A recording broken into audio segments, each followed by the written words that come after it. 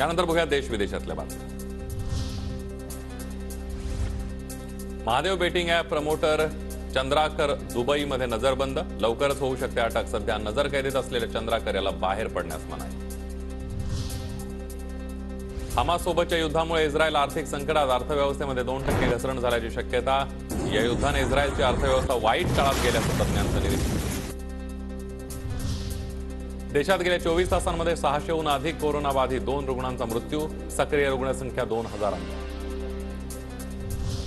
दिल्लीमध्ये इस्रायली दूतावासाजवळ स्फोट, घटनास्थळी दूतावासाच्या नावाचं पत्र, स्पेशल सेलकडून अधिकचा तपास सुरू।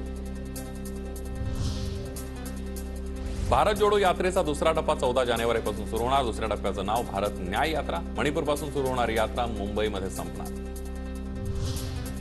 राहुल गांधींनी हरियाणातील झज्जरमधल्या छारा गावाला दिली भेट, वीरेंद्र आखाड्यामध्ये घेतली पैलवानांची भेट।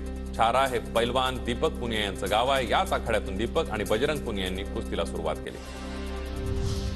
देशातील 15 राज्यांमध्ये दाट धुकं, धुक्यामुळे दिल्लीमध्ये 150 विमान उड्डाणं आणि 15 रेल्वे उशिरानं। महिला कुस्तीपटू विनेश फोगटचं पंतप्रधान नरेंद्र मोदींना पत्र, खेलरत्न आणि अर्जुन पुरस्कार केला परत। काँग्रेस नेत्या प्रियांका गांधींचे पती रॉबर्ट वाड्रा यांचं ईडीच्या आरोपपत्रामध्ये नाव, लंडनमधील एका मालमत्तेचं नूतनीकरण करून तिथं वास्तव केल्याचा वाड्रा यांच्यावर आरोप।